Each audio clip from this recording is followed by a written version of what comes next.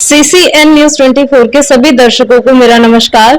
दर्शकों, आज हम बात करने जा रहे हैं PFI के बारे में। पॉपुलर फ्रंट ऑफ इंडिया, जिसका नाम आप पहले सुन चुके होंगे, एक ऐसा इस्लामिक संगठन था जो कहता था कि हम अल्पसंख्यकों के अधिकारों की रक्षा के लिए लड़ते हैं, और बाद में पता चला कि ये तो एक आपराधिक संगठन है, एक आतंकवादी संगठन है जो कि छोटे छोटे बच्चों को भड़काता था कि हमारे देश में जितने बहुसंख्यक लोग हैं, ईसाई, हिंदू, इन सबको कैसे मारना है, कैसे खत्म करना है।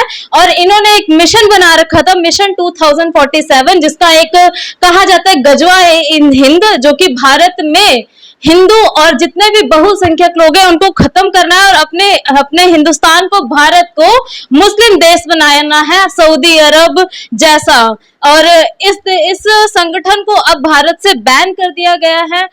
काफी मशक्कत के बाद इसको बैन किया गया। 2012 से सुप्रीम कोर्ट के अंदर इसकी बात चल रही थी, अपीलें डाली गई थी, और अब जाके 2022 में 28 सितंबर को इसको बैन किया गया है। इसके ऊपर विचार विमर्श करने के लिए आज हमारे साथ मौजूद है सिमरन गुप्ता जी।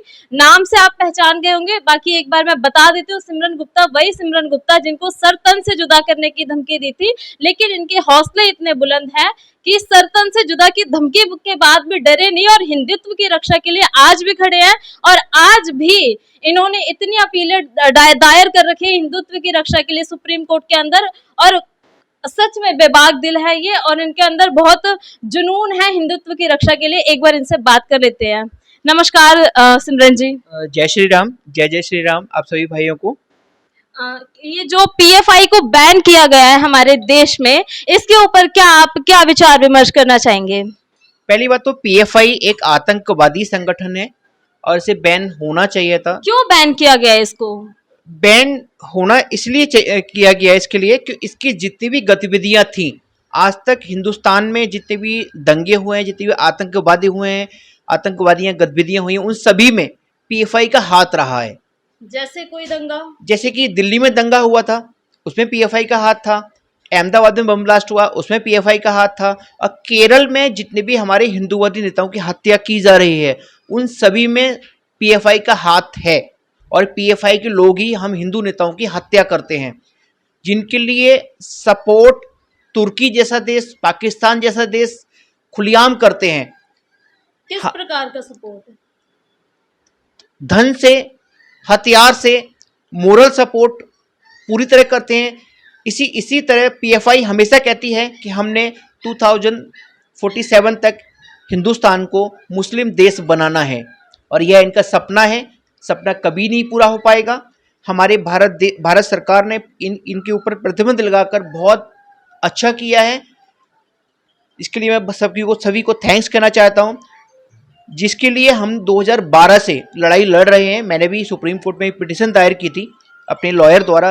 हमारे माननीय बाबूजी हैं हरिशंकर जैन जी, उनके द्वारा हमने सुप्रीम कोर्ट में एक PFI बैन को लेकर और CFI को लेकर पिटीशन दायर की थी। CFI के बारे में भी बता दीजिए एक बार। इन्हीं का है secular front of India. PFI मुस्लिमों के लिए है, सेकुलर फ्रंट ऑफ इंडिया एक दिखावे के लिए ये लोग सभी लोगों को अपने साथ जोड़ते हैं। कहते हैं हम सोशल एक्टिविटी करते हैं, सोशल एक्टिविटी नाम के लिए करते हैं। PFI का काम है दंगा भड़काना और हिंदू नेताओं का कत्ल करना, हिंदुत्व के खिलाफ लड़ाई लड़ना, हिंदुत्व के खिलाफ प्रचार करना, इन सभी का काम है PFI CFI का। इसमें एक संगठन इनका और है, मैं आपको ये है social democratic party of India. ये भी PFI का फ्रेंड है, एक PFI का पार्ट है। इसको भी बैन होना चाहिए, इनकी भी जांच होनी चाहिए। मैं तो एक बात और कहूँगा, जो आज लोग PFI बैन पर रो रहे हैं, जैसे कि लालू यादव, अखिलेश यादव, इन सभी जैसे दोगले नेताओं की भी संपत्ति की जांच होनी चाहिए। मैं इन सभी नेताओं को एक बात कहना चाहता हूँ, खुलेआम चैलेंज करना चाहता हूँ कि जिस तरह ये लोग कहते हैं कि हिंदू मुस्लिम भाई भाई, गंगा जमुना तहजीब होनी चाहिए, इस बात का रोना होते हैं। इन सभी नेताओं को एक चैलेंज करता हूँ कि अगर वाकई में ये लोग अपने बाप की औलाद हैं, तो जिस तरह हमारे मंदिर में मुसलमानों को नमाज पढ़ाई जाती है, किसी भी एक मस्जिद या दरगाह पर हनुमान चालीसा या सुंदर कांड करके दिखाएं, तब मानूंगा कि हिंदू मुस्लिम भाई भाई हैं। और PFI पे जो बैन लगाया गया है, पीएफआई जैसे जो भी संगठन होंगे उनके खिलाफ हमारी लड़ाई जारी रहेगी और उस पर बैन लगाने के लिए हर संभव कोशिश करेंगे, हर तरह से। तो अब रडार पे कौन सा ऐसा संगठन है जिसको आप बैन कराना चाहते हैं? अभी पीएफआई का एक संगठन है, जैसे कि मैंने बताया आपको, social Democrat party of India, ये भी पीएफआई का संगठन है। और पीएफआई को सपोर्ट करने वाले हैं अजमेर शरीफ दरगाह के खादिम, जो खुलेआम कहते हैं हम पीएफआई के साथ हैं।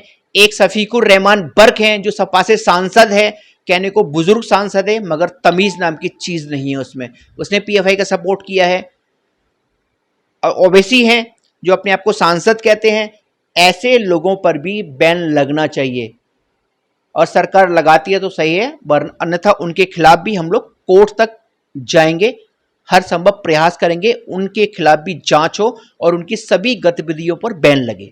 अच्छा, ये सिमरन जी, अगर इतने खतरनाक आतंकवादी संगठन है ये, हिंदुत्व के लिए इतने मतलब हमारे देश के लिए, ह्यूमैनिटी के लिए इतने खतरनाक है, तो इनको 5 साल के लिए क्यों बैन किया गया? इनको तो हमेशा के लिए बंद कर देना चाहिए ना।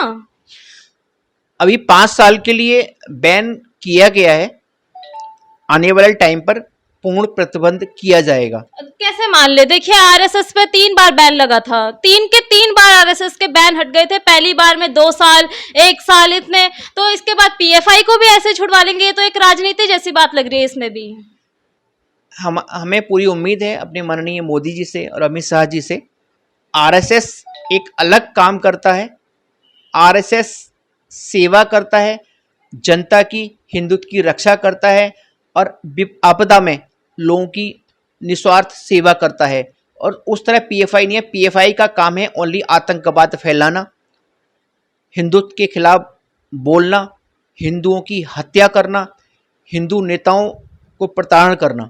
देखिए, बात आरएसएस में अगर रही तो आरएसएस एक ऐसा संगठन है जिसने हमारे राष्ट्रपिता को मरवाया था, ऐसी बातें आई थी सामने। तो यहाँ पे एक तरफ संप्रदाय की बात आ गई, एक हिंदू संप्रदाय का है, एक मुस्लिम संप्रदाय का है। तो आरएसएस का भी बैन बहुत कम अवधि में हटा दिया गया था, तो ऐसा पीएफआई में भी हो सकते हैं ना। पहली बात तो जिसके लिए अब राष्ट्रपिता कह रहे हैं उसे राष्ट्रपिता का दर्जा दिया किसने, ये मुझे प्रूफ दे सरकार। आज तक महात्मा गांधी को राष्ट्रपिता का दर्जा किसी ने नहीं दिया। सुभाष चंद्र बोस जी ने दिया था? बिल्कुल नहीं दिया था। नहीं, ये मैं आपको दिखा दूंगी। ये मेरे पास राइटिंग में है भारत सरकार से। सुभाष चंद्र बोस जी तो ने, मतलब अपने पूरे हमारा देश ऐसे ही चल रहा है, नोटों पे के गांधी जी की ऐसी फोटो है, और राष्ट्रपिता किताबों में हमें पढ़ाया गया, किताबें सारी गलत है। राष्ट्रपिता लिखा है, कांग्रेस की देन है ये।